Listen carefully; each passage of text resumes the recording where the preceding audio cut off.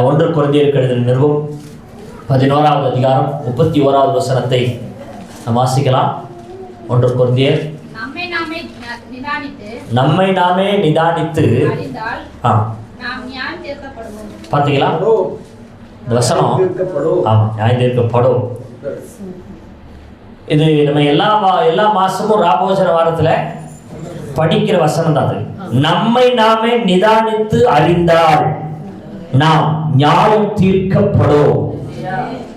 நம்மை நாமே நிதானித்து அறிந்தால் நமக்கு நியாய தீர்ப்பு இல்லைன்றார். என்ன செஞ்சா? நம்மை நாமே நிதானித்து அறிந்தால் நமக்கு நியாய தீர்ப்பு இல்லை. அல்லேலூயா. நியாயம் தீர்க்கப்படும் அப்படின்னு வேதத்தில் சொல்லப்பட்டிருக்கு. அதிலே செப்பனியாவின் புஸ்தகத்தில் 2வது அதிகாரத்தில் 2வது வசனத்தை நீங்க படிச்சீங்கன்னா இந்த வார்த்தை அங்கேயும் எழுதப்பட்டிருக்கிறது. வாசித்து பாருங்களேன். 2வது அதிகாரம் 2வது வசனம்.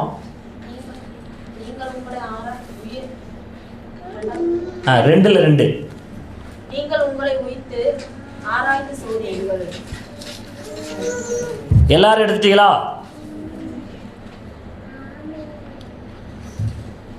செப்பனியா 2வது அதிகாரம் 2வது வசனம். வாசிப்பா, சத்தமா வாசிப்பா. நீங்கள் உங்களை உய்த்து ஆராய்ந்து சோதியுங்கள். அல்லேலூயா. சத்தமா சொல்லுங்க. நீங்கள் உங்களை உய்த்து ஆராய்ந்து சோதியுங்கள். அல்லேலூயா. என்ன செய்யுங்க? உங்களை ஆராய்ந்து சோதிங்க. உங்க உள்ளத்தை சோதிங்க, உங்க இருதயத்தை சோதிச்சு பாருங்க, ஆராய்ஞ்சு பாருங்க.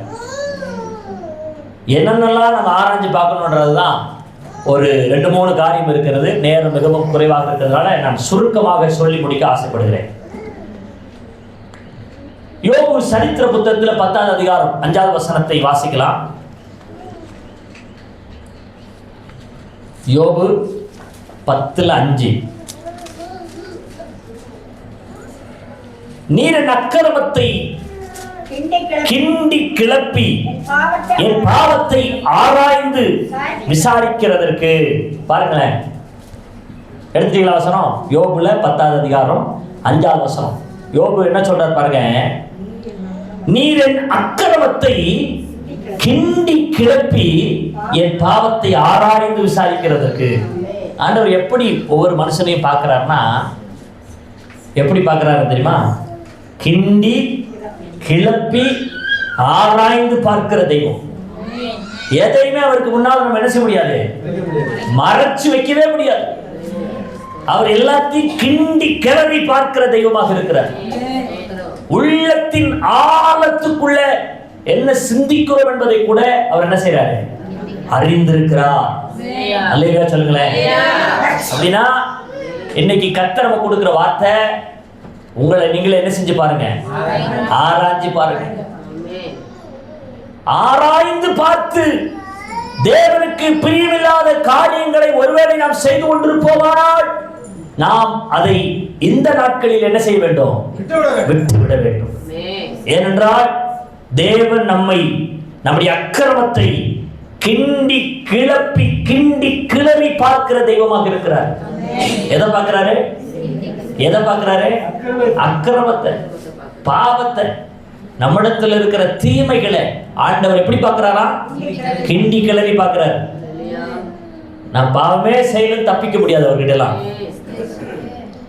உண்மையா ஆண்டவர்கிட்ட சரண்டர் ஆகி, ஆண்டவரே நான் பாவிதான், இன்னென்ன பாவத்தை நான் செஞ்சுக்கிட்டு இருக்கேன், இன்னென்ன தப்பை நான் செஞ்சுக்கிட்டு இருக்கேன், என்ன தயவு கூர்ந்து மன்னிச்சிருங்கன்னு நம்ம சரண்டர் ஆயிட்டோம்னா அவர் நம் மீது இரக்கமாக இருக்கிற தெய்வமாக இருக்கிறார்.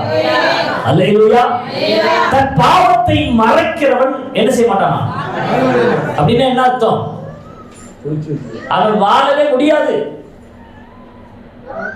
நல்ல ஒரு வாழ்க்கையை வாழ முடியாது, வாழ்வடைய மாட்டான்னா அதுக்குள்ள அர்த்தமே வேற.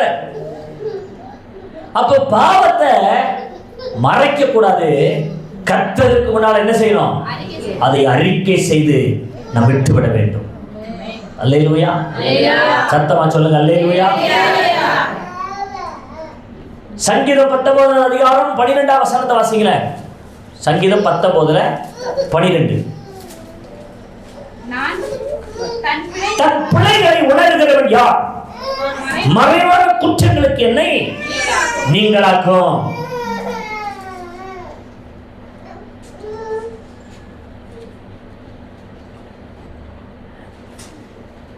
தன் பிள்ளைகளை உணர்கிறவன் அப்படின்னு என்ன அர்த்தம்? யாருமே நான் குற்றவாளிகள் என்ன செய்ய மாட்டாங்க, ஒத்துக்கிறவே மாட்டாங்க.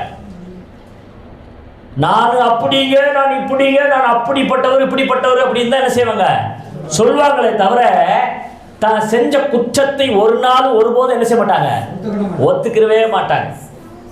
அதனால தான் இங்கே இப்படி வாசிக்கிற பாருங்க, தன் பிள்ளைகளை உணர்கிறவன் யார்? உணர்ந்துட்டான்னா அவனை மனுஷனா மாத்திடுவார் கடவுள். தன்னுடைய தவறை, தன்னுடைய பிள்ளைகளை, தன்னுடைய குற்றங்களை உணர்கிற மனுஷன் கட்டாயம் உயர்த்தப்படுவார். அந்த பாவத்தில் அவனை வெளியே கொண்டு வருவார் ஆண்டவர். ஒரு தகப்பனுக்கு 2 பிள்ளைகள் இருந்தார்கள். இளையகுமாரன் தன்னுடைய ஆஸ்தியெல்லாம் வாங்கி கொண்டு, தனக்கு வேண்டியவைகளெல்லாம் எடுத்துக்கொண்டு அவன் தூர தேசத்திற்கு போனான். ஊதாரித்தனமாய் வாழ்ந்தான். அவனுக்கு மனம் போன போக்கில் எல்லாம் வாழ்ந்தான். என்னென்ன பாவம் செய்யணும் அத்தனை பாவத்திலையும் அவன் ஈடுபட்டான். இப்ப பாருங்க, அவனுக்கு இருந்த எல்லா ஆஸ்திகளும் பணங்களும் பொருள்களும் அவன்கிட்ட என்ன செஞ்சிச்சு, போயிடுச்சு. எல்லாம் செலவாயிடுச்சு. இப்ப ஒன்றும் இல்லை கையில். இப்ப சாப்பாட்டுக்கு வழியே இல்லை. இப்ப ஏதாவது ஒரு வேலை கிடைக்குமான்னு வேலை தேடி அலையறான். அப்படி வேலை தேடி அலையும் போது ஒரு வேலை கிடைக்குது. என்ன வேலை? பன்றி மேய்க்கிற வேலை கிடைக்குது. பன்றி மேய்க்கிற வேலையை செய்து கொண்டிருக்கிற போது இவனுக்கு பசி அதிகம். ஏன்னா வறுமை, இப்ப தரித்திரம் தாண்டவம் ஆடுது வாழ்க்கையில. இப்ப பசியோ பசி தாங்க முடியல. இவனுக்கு தோணுது பன்றிக்கு வைக்கிற தவிட்ட சாப்பிடலாம் அப்படின்னு தோணுது அவனுக்கு. ஆனா அது கூட அவனுக்கு என்ன செய்யலாம், வறுமை வந்தா அப்படிதான் வரும். கடவுளை விட்டு ஒரு மனுஷன் விலகினா, ஆண்டவருக்கு துரோகம் பண்ணா, வறுமை குடும்பத்தை இப்படிதான் வாட்டி வதைக்கும். பாருங்க, அந்த பன்றிக்கு வைக்கிற தவிடு கூட அவனுக்கு கிடைக்கல. இப்பதான் அவனுக்கு புத்தி தெரியுது. என் தகப்பனுடைய வீட்டிலே ஏராளமான வேலைக்காரர்கள் இருக்கிறாங்க. அவங்கள எப்படி சாப்பிடுறாங்க? திருப்தியா சாப்பிடுறாங்க. அவங்களுக்கு ஒரு குறையுமே இல்லை.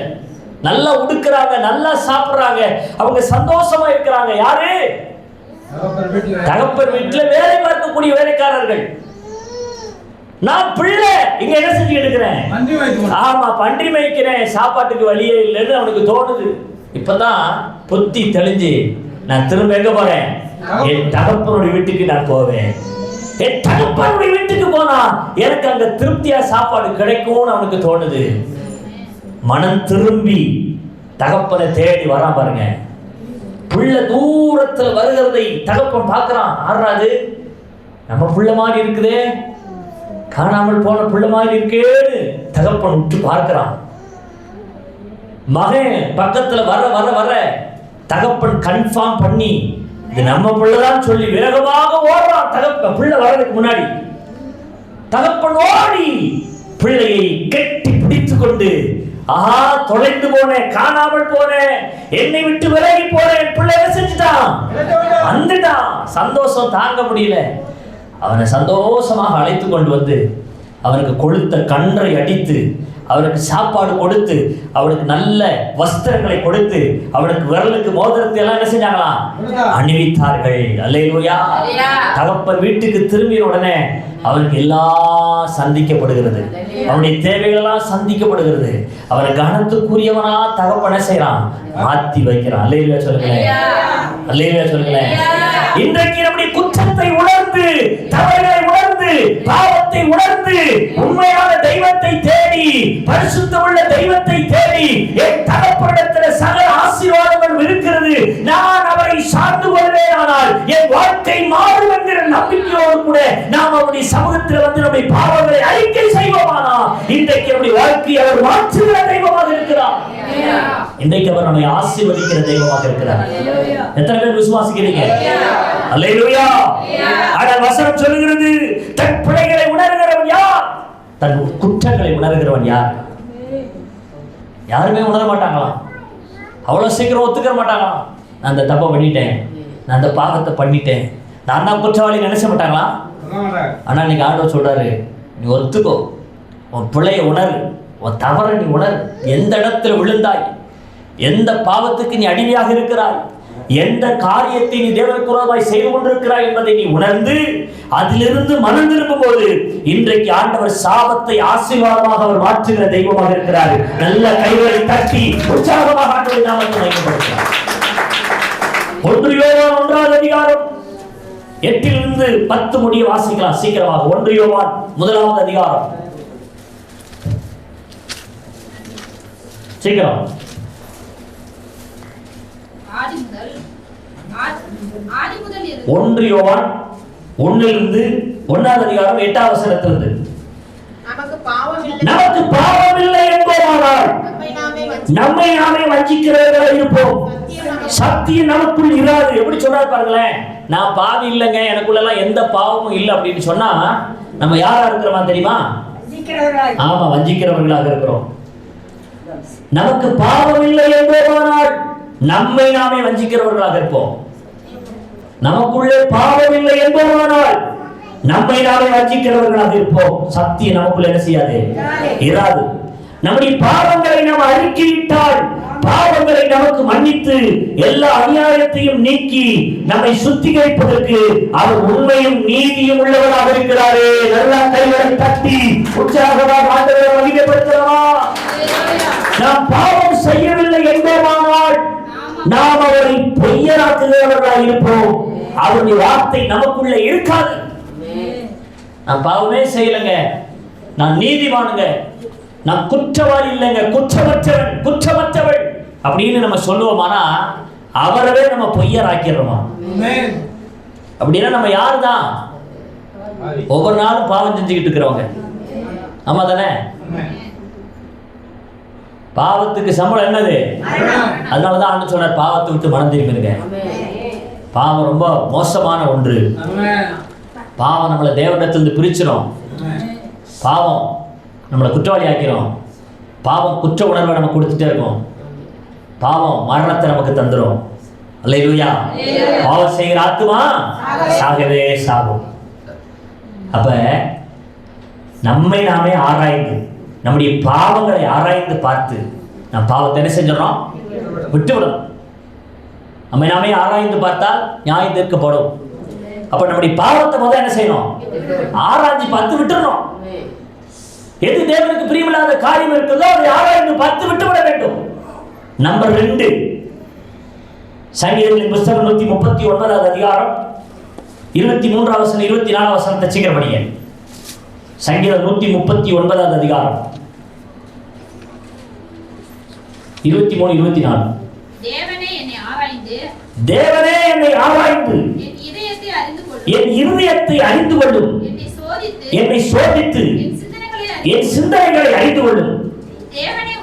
வேதனை உண்டாக்கும் வழி என்னிடத்தில் உண்டோ என்று பார்த்து நித்திய வழியில என்ன செய்ய நடத்தும். சங்கீதக்காரன் தாவீது சொல்றா பாருங்க, தேவனே என்னை ஆராய்ந்து என் இருதயத்தை அறிந்து கொள்ளும், என்னை சோதித்து என் சிந்தனைகளை அறிந்து கொள்ளும். வேதனை உண்டாக்கும் வழி என்னிடத்தில் உண்டோ என்று பார்த்து நித்திய வழியில் என்ன செய்ய நடத்துங்க ஆண்டவர். அப்ப 2வது பாருங்க, ஆண்டவருக்கு வேதனை உண்டாக்குகிற வழி நம்மிடத்தில் இருக்கான்னு என்ன செய்யணுமா? நம்ம ஆராய்ச்சி பார்க்கணும். பல நேரத்தில் நம்ம தேவன் என்ன செஞ்சிடறோம்? வேதனைப்படுத்திடுறோம். டக்குனு கோபம் வந்தாலும் என்ன செஞ்சிடறோம்? சொல்லுங்க, என்ன செஞ்சிடறோம்? கோபம் வந்த உடனே கோபம் மட்டுமா படுறோம்? கோபம் வந்தாலே கூடவே ஆத்திரமும் வந்துடுது, வெறியும் வந்துடுது. என்ன நடக்குது? கெட்ட வார்த்தையா வாயிலிருந்து வருது. உலகத்துல என்னென்ன கெட்ட வார்த்தை இருக்கோ அத்தனை அடியோட பேசுறது. ஆண்டவரை துக்கப்படுத்தணுமேன்றது எண்ணமே நமக்கு என்ன செய்யறது இல்லை, வருவதே இல்லை. அப்படி என்ன நம்மளை கண்ட்ரோல் பண்ண முடியாத ஒரு கோபம்? சிந்திச்சு பாருங்களேன். எல்லாம் நான் செய்யலாம், எனக்கு எல்லா உரிமை இருக்கு, என்னை யாரும் கேட்க முடியாது அப்படின்றீங்களா? பவுல் அழகா சொன்னா, எல்லாம் செய்யறதுக்கு எனக்கு அதிகாரம் இருக்கு, ஆனா எல்லாம் எனக்கு எப்படி இருக்காது, எனக்கு தகுதியா இருக்காது அப்படின்னு முடிவு பண்ணா. நமக்கு இது தகுதியா இருக்காது, இது நல்லது இல்லை அப்படின்னு நம்ம நினைச்சிட்டோம்னா கெட்ட வார்த்தை ஒண்ணு என்ன செய்யாது, வாயிலிருந்து வரவே வராது. பிள்ளைங்க எவ்வளோ கோபப்படுத்தினாலும், கணவன் எவ்வளோ கோபப்படுத்தினாலும், மனைவி எவ்வளோ கோபப்படுத்தினாலும், சொந்தக்காரவங்க, நண்பர்கள் யார் என்ன நமக்கு எரிச்சல் மூட்டுகிற மாதிரி நடந்து கொண்டாலும் நம்ம வாயிலிருந்து என்ன செய்யக்கூடாது? கெட்ட வார்த்தை ஒன்றும் வரவே கூடாது. இந்த தாவீது அழகா சொல்றா பாருங்க, தேவனே என்னை ஆராய்ந்து என் இருதயத்தை அறிந்து கொள்ளும், என்னை சோதித்து என் சிந்தனைகளை அறிந்து கொள்ளும், வேதனை உண்டாக்கும் வழி என்னத்தில் உண்டோ என்று பார்த்து என்ன செய்யுங்க? நித்திய வழியில் என்னை நடத்துங்க, பரலோகத்துக்கு போகிற வழியில என்னை நடத்துங்க ஆண்டவரே. உங்களை வேதனைப்படுத்துகிற காரியம் என்னிடத்தில் இருக்குன்னா அதை நான் இன்னைக்கு ஆராய்ந்து பார்த்து என்ன செஞ்சிடறேன்? உங்க வீட்டுக்காருக்கு வேதனைப்படுத்துற மாதிரி நீங்க நடந்தீங்கன்னா என்ன நடக்கும்? உங்க மனைவிக்கு துக்கம் வர்றது மாதிரி, வேதனை வர்றது மாதிரி நீங்க பேசணும் நடந்தா என்ன நடக்கும்? வீட்டில் நிம்மதி இருக்குமா? சமாதானம் இருக்குமா? சிந்திச்சு பாருங்களேன். ஒரு வீட்டிலேயே அப்படின்னா நம்மை பரலோகத்துக்கு கொண்டு போக ஆசைப்படுகிற தெய்வத்தை நம்ம துக்கப்படுத்தினா, அவரை வேதனைப்படுத்தினா என்ன ஆகும்? பாதியிலே அழிஞ்சிருவோம். நம்ம இப்ப பிரயாணம் பண்ணிட்டு இருக்கிறோம், பரலோகத்துக்கு நேராக என்ன செய்யறோம்? அக்கறைக்கு யாத்திரை செய்யும் சீயோன் சஞ்சாரி. அக்கறைனா என்னது? பரலோகம். இக்கரையிலிருந்து அக்கறைக்கு என்ன செஞ்சுட்டு இருக்கிறோம்? யாத்திரை, பிரயாணம் பண்ணிக்கிட்டு இருக்கிறோம். இந்த பிரயாணத்தை தேவனை துக்கப்படுத்தினா, பழைய ஏற்பாட்டு காலத்தில் என்ன செஞ்சாரு சொல்லுங்க? தேவனை துக்கப்படுத்தினவங்க எல்லாம் என்ன செஞ்சாரு? என்ன அப்படி இருக்கீங்க? மோசைக்கு விரோதமா பேசினவங்களை என்ன செஞ்சாரு? பூமியை பிளந்து உள்ள அனுப்பிட்டாரு. இன்னைக்கும் அது நடக்கும் நடக்காதா? கட்டாயம் நடக்கும். ஊழியக்காரனுக்கு விரோதமா பேசினா, ஊழியத்துக்கு விரோதமா பேசினா, தேவனுக்கு விரோதமா பேசினா, ஆண்டவரை துக்கப்படுத்தினா என்ன நடக்கும்? பூமி பழக்கும். அவங்களுக்கு சில இடத்தை வச்சிருப்பார் ஆண்டவர். நேற்றைக்கு கூட ஒரு வீடியோ பார்த்தேன். ஒரு பெரிய பள்ளம் தோண்டிட்டு இருக்கிறாங்க ஜேசிபில. 4-5 பேர் இறங்கி நின்று வேலை செஞ்சுட்டு இருக்காங்க உள்ள. அதுல ஒருத்தர் குனிஞ்ச இடமும் எடுக்கிறாரு. திடீர்னு பார்த்தீங்கன்னா சைட்ல இருந்து ஒரு மண் என்ன செஞ்சிச்சு? இடிஞ்சு டமக்குன்னு அவரை ஃபுல்லா மூடிடுச்சு. அவரை காப்பாற்றவே முடியல, சேரு சகதியமா இருக்கு. அந்த மாதிரி அன்னைக்கு கடவுளுக்கு விரோதமாக எழும்பினவர்களை, தேவனை துக்கப்படுத்தினவங்களை, சம்பளாத்து, தொபியா, இவங்க யாரும் தெரியுமா? ஊழியக்காரவங்க தான். அவங்களும் ஊழியம் செஞ்சவங்க தான். இவங்கெல்லாம் எழுப்பி நெகேமியாவுக்கு விரோதமாக என்ன செஞ்சாங்க? பேசினாங்க. மோசைக்கு விரோதமாக பேசினாங்க, ஆரோனுக்கு விரோதமாக பேசினாங்க, சபைக்கு விரோதமாக நடந்தாங்க, ஊழியத்துக்கு விரோதமாக நடந்தாங்க. என்னாச்சு அப்படின்னா பூமியை பிளந்த ஆண்டவர் அதில் போட்டு மூடிட்டார். அல்லேலூயா சொல்லுங்களேன். இன்னைக்கு நிறைய பேர் சாபம் வாங்கி கட்டிக்கிறது எதனால தெரியுமா? சொல்லுங்க. தேவையில்லாம ஊழியத்தை பத்தி, ஊழியக்காரனை பத்தி குறை பேசிக்கிட்டே இருக்கிறது. நல்லது ஆயிரம் இருக்கும், அது கண்ணுக்கு தெரியாது. ஒரே ஒரு கெட்டதை தூக்கி பிடிச்சிட்டு அதவே தான் பேசுறது. அந்த குடும்பத்துக்காக எத்தனையோ முழங்கால்கள், எத்தனையோ நாட்கள் முழங்கால்களை நின்றுப்பான் ஊழியக்காரன். உபவாசம் பண்ணியிருப்பான், ஜோம் பண்ணியிருப்பான். நன்மையை பெற்ற அந்த குடும்பம், அந்த மனிதர் அந்த நன்மை என்ன செய்ய மாட்டாங்க? பேசவே மாட்டாங்க. அல்லேலூயா நினைக்கவே மாட்டாங்க. போகட்டும், பரவாயில்ல, இதுதான் மனிதனுடைய சுபாவம், அது அப்படித்தான் இருக்கும். ஆக இன்னைக்கு நமக்கு என்ன ஆண்டவர் கற்றுக் கொடுக்கிறார் பாருங்க. ஆண்டவரே, வேதனை உண்டாக்குற வழி என்னிடத்தில் உண்டோ என்று ஆராய்ச்சி பார்க்க எனக்கு உதவி செய்யுங்க. என்னை நித்திய வழியில நடத்துங்கப்பா. எத்தனை பேருக்கு புரியுது நான் சொல்றது? இன்னைக்கு தீர்மானம் பண்ணுங்க. ஏசப்பா, உங்களை வேதனைப்படுத்துகிற விஷயம் என்னிடத்தில் இருந்துச்சுன்னா இன்னைக்கு நான் அதை விட்டு விடுகிறேன் ஆண்டவரே. இன்னைக்கு அதுல இருந்து நான் வெளியே வந்துடுறேன் ஆண்டவரே. அல்லேலூயா. நம்பர் 3, 1 நாளாகமம் 28வது அதிகாரம் 9வது வசனம். சீக்கிரமா படிங்க. 1 நாளாகமம் 28வது அதிகாரம் 9வது வசனம். என் குமாரனாகிய சாலமோனே, நீ உன் பிதாவின் தேவனை அறிந்து அவரை உத்தம இருதயத்தோடும் உற்சாக மனதோடும் சேவி. கர்த்தர் எல்லா இருதயங்களையும் ஆராய்ந்து நினைவுகளின் தோற்றங்களை எல்லாம் அறிகிறார். நீ அவரை தேடினால் உனக்கு தென்படுவார். நீ அவரை விட்டுவிட்டால் அவர் உன்னை என்றென்றைக்கும் கைவிடுவார். அல்லேலூயா. 3வது, நமது இருதயங்களை நம்ம என்ன செய்யணும்? ஆராய்ச்சி பார்க்கணும். என்ன செய்யணும்? முதல் சொன்னேன், நம்முடைய பாவங்களை ஆராய்ஞ்சு பார்க்கணும். ரெண்டாவது சொன்னேன், வேதனை உண்டாக்குற வழி நம்மகிட்ட இருக்கான்னு ஆராய்ஞ்சு பார்க்கணும். மூன்றாவது நம்முடைய இருதயத்தை என்ன செய்யணும்? ஆராய்ஞ்சு பார்க்கணும். இங்க என்ன சொல்றாரு? என் குமாரனாகிய சாலமோனே, நீ உன் பிதாவின் தேவனை அறிந்து அவரை உத்தம இருதயத்தோடும் உற்சாக மனதோடும் சேவி. கர்த்தர் எல்லா இருதயங்களையும் ஆராய்ந்து நினைவுகளின் தோற்றங்களை எல்லாம் அறிகிறார். நீ அவரை தேடினால் உனக்கு தென்படுவார். நீ அவரை விட்டு விட்டால் அவர் உன்னை என்றைக்கு என்ன செஞ்சிருவாரு? கைவிட்டு விடுவார். அப்ப அவர் நினைவுகளின் தோற்றங்களை எல்லாம் அறிகிறார். அவர் இருதயத்தை அறிகிறார். ஆகையினால நம்ம என்ன செய்யணும்? நம்ம இருதயத்தை ஆராய்ச்சி பார்த்து, இருதயத்துக்குள்ள ஏதாவது பொல்லாப்பு இருந்துச்சுன்னா, பாவம் இருந்துச்சுன்னா, தேவனுக்கு விரோதமான காரியம் இருந்துச்சுன்னா, இப்பவே இருதயத்தில் என்ன செய்யணும்? சொல்லுங்க. அதை தூக்கி எறிந்து விட வேண்டும். நேரம் குறைவாக இருக்கிறதுனால வேகமா சொல்றேன். வெளிப்படுத்தின விசேஷத்துல 2வது அதிகாரம் 23வது வசனத்தை வாசிங்க. 2:23. அவளுடைய பிள்ளைகளையும் வெளிப்படுத்தின விசேஷம். அவர்களுடைய பிள்ளைகளையும் கொல்லவே கொல்லுவேன். ஏன் சந்தேகமா வாசிங்க? நல்லா படிங்க. அவளுடைய பிள்ளைகளையும் கொல்லவே கொல்லுவேன். அப்பொழுது நானே உள்ளிந்திரியங்களையும் இருதயங்களையும் ஆராய்கிறவன் என்று எல்லா சபைகளும் அறிந்து கொள்ளும். அல்லேலூயா. சத்தமா சொல்லுங்க, அல்லேலூயா. அவருடைய பிள்ளைகளையும் கொல்லவே கொல்லுவேன். அப்பொழுது நானே உள்ளிந்திரியங்களையும் இருதயங்களையும் ஆராய்கிறவர் என்று எல்லா சபைகளும் அறிந்து கொள்ளும். அன்றியும் உங்களில் ஒவ்வொருவனுக்கும் உங்கள் கிரியைகளின்படியே பலன் அளிப்பேன் ஆண்டவர் வாக்கு கொடுத்திருக்கிறார். எதன்படி பலன் கொடுப்பாரா? அவருடைய கிரியைகளுக்கு தக்க பலனை கொடுப்பேன். அல்லேலூயா. அவர் ஏன்னா எங்க பார்க்கிறவரா? இருதயத்தையும் உள்ளிந்திரியங்களையும் ஆராய்ந்து அறிகிற தெய்வமாக இருக்கிறார். அவரை மட்டும் ஏமாத்திட முடியாது. அவரை மறைச்சிட முடியாது. அவரை மறைச்சு ஒன்னையும் செஞ்சிட முடியாது. போன வாரம், அதுக்கு முதல் வாரமெல்லாம் உங்களுக்கு சொன்னேன், கர்த்தருக்கு முதலிடத்தை கொடுங்க. ஏன்னா மனுஷனுடைய வாழ்க்கையில் எந்த நிமிஷத்துல எது வேணாலும் நடந்துச்சா? எதிர்பார்த்தமா? எதிர்பார்க்கவே இல்லை. எதிர்பாராத ஒரு காரியம் என்ன செஞ்சிச்சு? நடந்துச்சு. யோசித்து பாருங்களேன். அவங்க மாமனார் இறந்து இன்னும் எவ்வளவு நாள் கூட ஆகல, ஒரு மாசம் கூட ஆகல.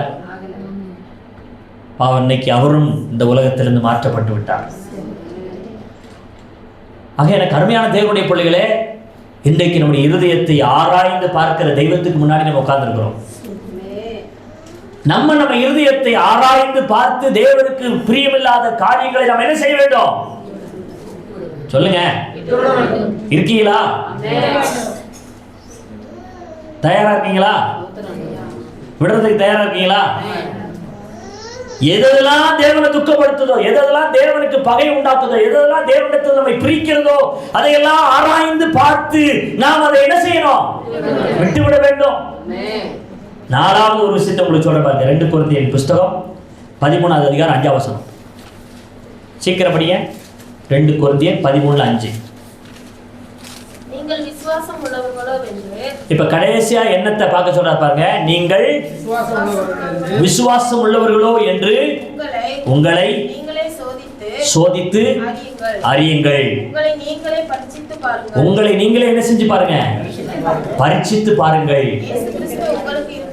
இயேசு கிறிஸ்து உங்களுக்குள் இருக்கிறாரா என்று உங்களை நீங்களே அறியீர்களா? நீங்கள் பரீட்சைக்கு நில்லாதவர்களாக இருந்தால் அறியீர்கள். எவ்வளவு அழகாக வேதவசனம் சொல்லி பாருங்களேன். உங்களுக்குள்ள விசுவாசம் உண்டோ இல்லையோ என்று உங்களை நீங்களே என்ன செஞ்சு பாருங்க? ஆராய்ச்சி பாருங்க.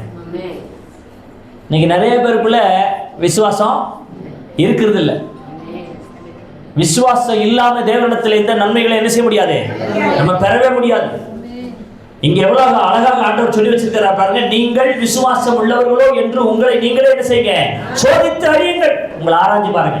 உங்களுக்குள்ள விசுவாசம் இருக்குதா இல்ல விசுவாசம் குறைஞ்சு போச்சா அப்படி என்ன செஞ்சு பாருங்க. விசுவாசம் எப்போ வளரும் தெரியுமா? நீங்க சபைக்கு, ஆராதனைக்கு, ஊழியத்துக்கு முக்கியத்துவம் கொடுக்கும் போது, பிரசங்கத்துக்கு முக்கியத்துவம் கொடுக்கும் போது, வார்த்தைகளை கேட்க கேட்க கேட்க என்ன ஆகுது அப்படின்னா விசுவாசம் நமக்குள்ள வளர்ந்து கொண்டே இருக்கும். ஆராதனையில பங்கெடுக்கவே மாட்டேன், சபைக்கு முக்கியத்துவம் கொடுக்கவே மாட்டேன், பிரசங்கத்தை கேட்கவே மாட்டேன்னா விசுவாசம் என்ன செய்யாது? வளரவே வளராது. விசுவாசத்திலே நாம் வளர்க்கப்பட வேண்டுமே. ஆனால் ஞான பாலாகிய இந்த வேத வசனத்தை நாம் கேட்கிறவர்களாக இருக்க வேண்டும், இதை அருந்துகிறவர்களாக இருக்க வேண்டும். அல்லேலூயா சொல்லுங்களேன். இந்த வசனத்தை எவ்வளவு நமக்குள்ள கேட்கிறோமோ, இந்த வசனத்தை எவ்வளவு உள்வாங்குறோமோ, அவ்வளவு விசுவாசத்தில் நம்மளால என்ன செய்ய முடியும்? சொல்லுங்க, வளர முடியும்.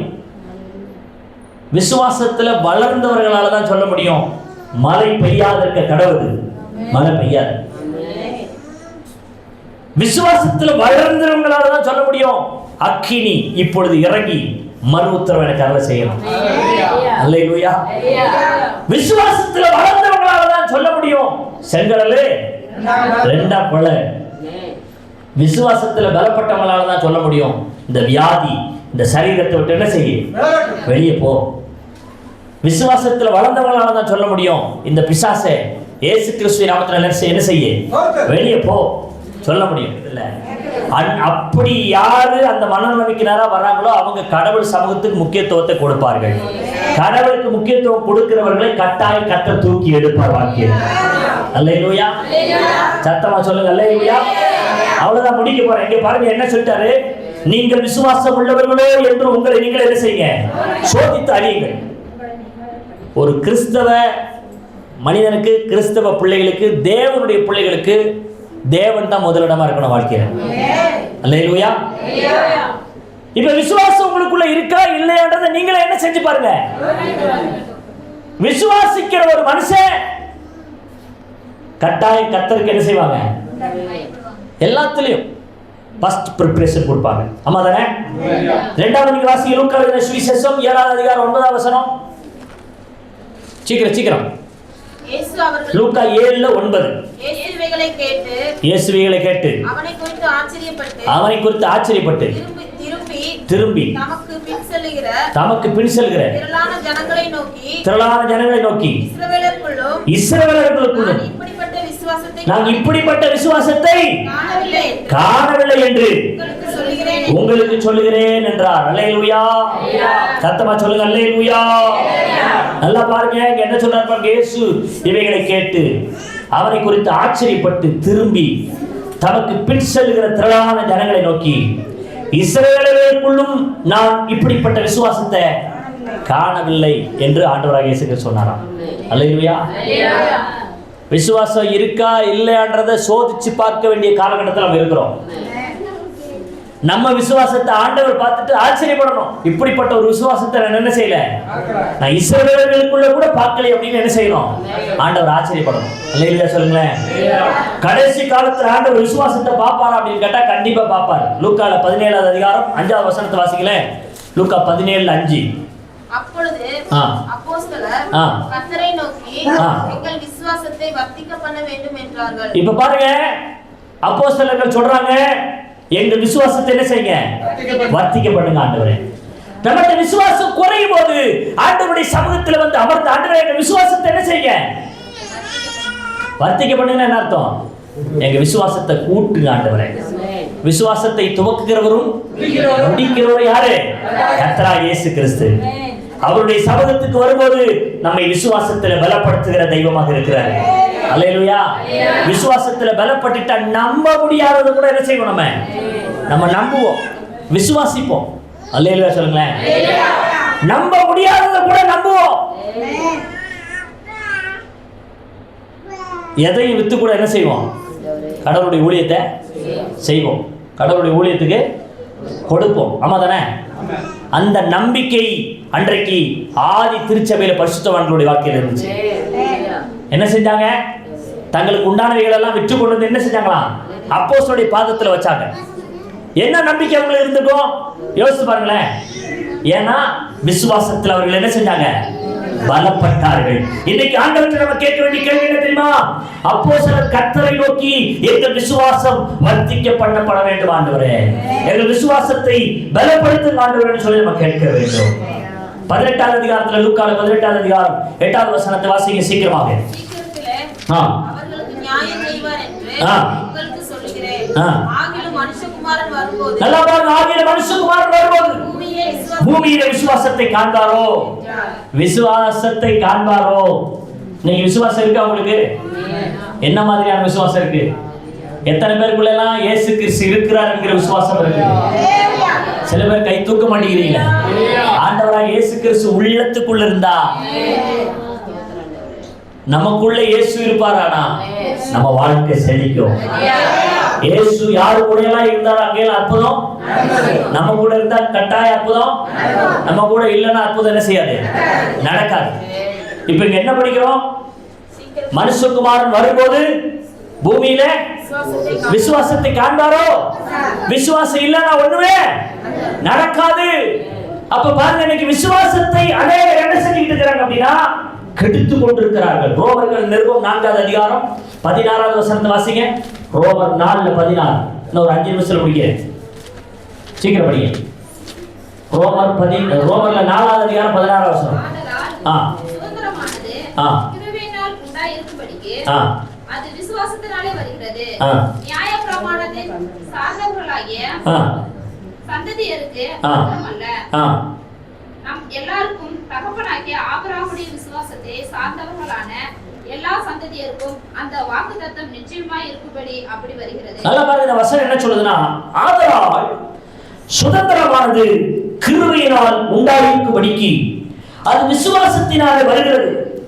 நியாயப்பிரமாணத்தை சார்ந்தவர்களாகிய சந்ததியாருக்கு மாத்திரமல்ல, நம் எல்லாருக்கும் தகப்பனாகிய ஆபிரகாமுடைய விசுவாசத்தை சார்ந்தவர்களான எல்லா சந்ததியாருக்கும் அந்த வாக்கு தத்தம் நிச்சயமாக இருக்கும்படிக்கு அப்படி வருகிறது. நல்லா பாருங்களேன், இந்த நியாயப்பிரமாணத்தை சார்ந்தவர்களுக்கு மாத்திரம் வாக்கு தத்தம் உரிதானது அல்ல. ஆபிரகாமுடைய சந்ததியாகிய விசுவாசிகளின் தகப்பனாகிய ஆபிரகாமுடைய சந்ததியின் வழியிலே கிறிஸ்துவின் மூலமாக அந்த வாக்கு தத்தங்கள் நமக்காகவும் என்ன செய்யப்பட்டிருக்கிறதா, எழுதப்பட்டிருக்கிறது. அல்லேலூயா சொல்லுங்க. அப்ப பைபிள்ல சொல்லப்பட்டிருக்கிற எல்லா வாக்கு தத்தங்களும் நமக்கும் சொந்தமாக இருக்கிறது. எத்தனை பேர் விசுவாசிக்கிறீங்க? இது எப்படி நமக்குள்ள வருது அப்படின்னா விசுவாசத்தினால நாம் அதை பெற்றுக் கொள்கிறோம். அல்லேலூயா சொல்லுங்க. விசுவாசம் இல்லாம வாக்கு தத்தங்களை நாம் சொந்தமாக பெற்றுக் கொள்ளவே முடியாது. 1 தீமோத்தேயு புத்தகம் 2வது அதிகாரம் 7வது வசனத்தை வாசிங்களேன். 1 தீமோத்தேயு புத்தகம் 2வது அதிகாரம் 7வது வசனம். நான் சொல்கிறவர்களை சிந்தித்துக்கொள். கர்த்தர் எல்லா காரியங்களிலும் உனக்கு புத்தியை தந்தருள்வார். 1 தீமோத்தேயு 2:7. இதற்காகவே நான் பிரசங்கியாகவும் அப்போஸ்தலனாகவும் புறஜாதிகளுக்கு விசுவாசத்தையும் சத்தியத்தையும் விளங்க பண்ணுகிற போதகனாகவும் நியமிக்கப்பட்டிருக்கிறேன். நான் பொய் சொல்லாமல் கிறிஸ்துவுக்குள் உண்மையை சொல்லுகிறேன். அப்போஸ்தலனாகிய பவுல் இங்க தீமோத்தேயுக்கு எழுதும்போது இதற்காகவே நான் பிரசங்கியாகவும் அப்போஸ்தலனாகவும் புறஜாதிகளுக்கு விசுவாசத்தையும் சத்தியத்தையும் விளங்க பண்ணுகிற போதகனாகவும் நியமிக்கப்பட்டிருக்கிறேன். பவுல் சொல்றாரு, விசுவாசத்தை உங்களுக்கு நான் என்ன செய்றேன், போதிக்கிறேன். அல்லேலூயா சொல்லுங்களேன். அதுக்காக தான் நான் ஊழியக்காரனா நியமிக்கப்பட்டிருக்கிறேன். இப்ப நான் உங்களை பார்த்து சொல்றேன், நீங்க விசுவாசத்துல வளரும்படி உங்களுக்கு போதிக்கிறதுக்காக தான் நான் நியமிக்கப்பட்டிருக்கிறேன். அல்லேலூயா சொல்லுங்களேன். சத்தமா சொல்லுங்க. அப்ப விசுவாசத்தை பிடித்துக் கொள்ளுங்க, விசுவாசத்துல நடங்க. விசுவாசத்தில் இருக்கிற ஒரு மனுஷன் நான் பரலோகத்துக்கு போக முடியும்.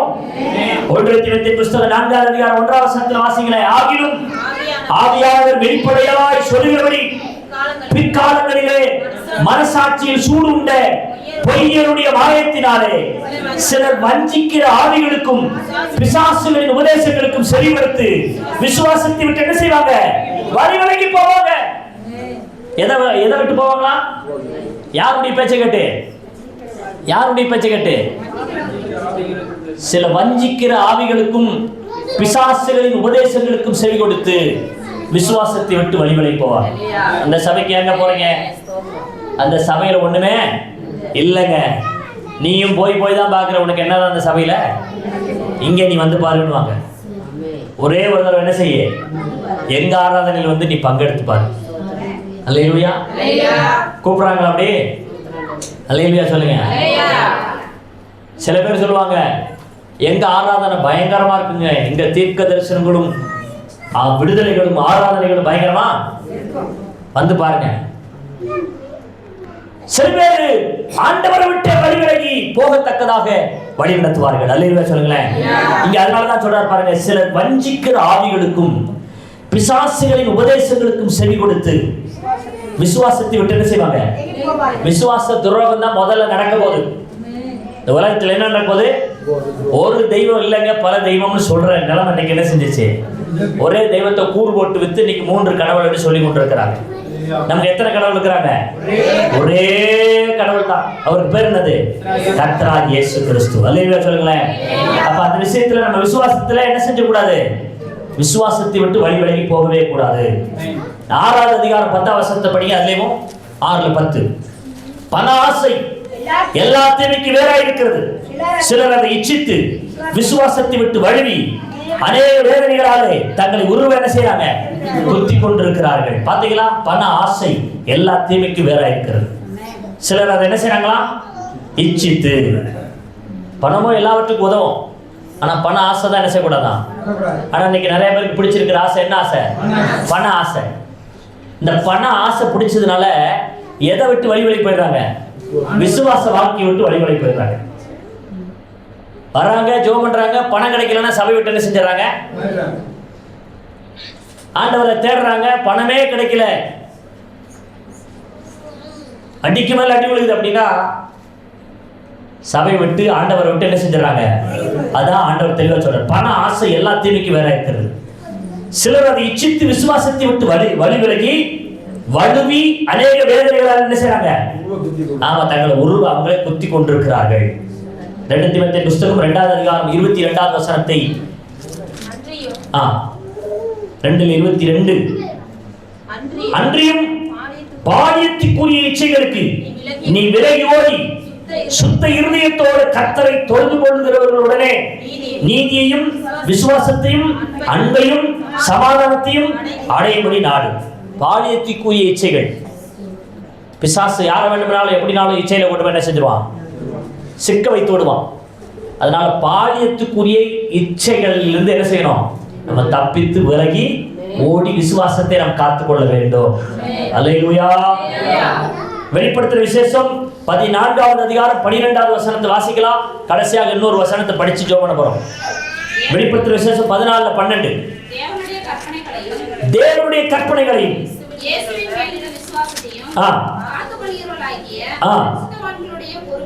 பரிசுத்தவான்களுடைய பொறுமை இதிலே என்ன செய்யும்? விளங்கும் என்று கூறினார். தேவனுடைய கற்பனைகளையும் இயேசுவின் மேலுள்ள விசுவாசத்தையும் காத்து கொள்கிறவர்களாகிய பரிசுத்தவான்களுடைய பொறுமை என்ன செய்யும்?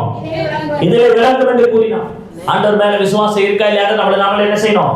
சோதிச்சு பார்க்கணும். இப்ப அப்போஸ்தலனாகிய பவுல் கடைசியாக ஒரு வார்த்தையை சொல்லி முடிச்சா, ஐயா கூட அந்த வார்த்தையை சொன்னாரு. என்ன வார்த்தை தெரியுமா? 2 தீமோத்தேயு புத்தகம் 4:7 நல்ல போராட்டத்தை போராடினேன், விசுவாசத்தை. அவர் போராட்டத்தை பத்தி பேசினாரு. அதே வார்த்தையில எங்க விசுவாசத்தை பத்தி நான் உங்கள்கிட்ட பேசுறேன்.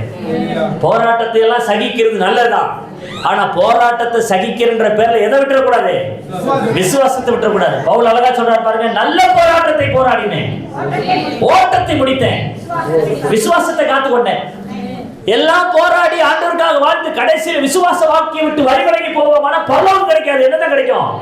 நரகம் தான் கிடைக்கும். அல்லேலூயா சொல்லுங்க. அப்ப எனக்கு அருமையான தேவனுடைய பிள்ளைகளே, நம்ம விசுவாசத்தை காத்துக்கொள்ள வேண்டிய காலகட்டத்தில் இருக்கிறோம். நம்முடைய விசுவாசத்திலிருந்து நம்மளை வழி விலகி போக செய்யறதுக்கு நிறைய பேர் நம்மளை சுத்தி சுத்தி நடக்கிறாங்க. அல்லேலூயா சொல்லுங்க.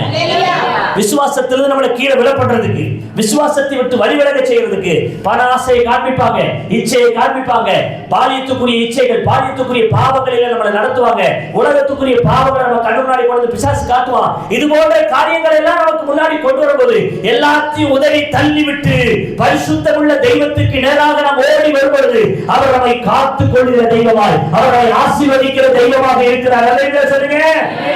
4 காரியம் சொல்லிக்கிறேன் உங்களுக்கு. 1, எதை ஆராய்ச்சி பாருங்க? அது தலைப்பு. பாவத்தை ஆராய்ச்சி பாருங்க, என்ன பாவம் இருக்குன்னு ஆராய்ச்சி பாருங்க. ஆராய்ச்சி பார்த்து விட்டுருங்க. 2வது,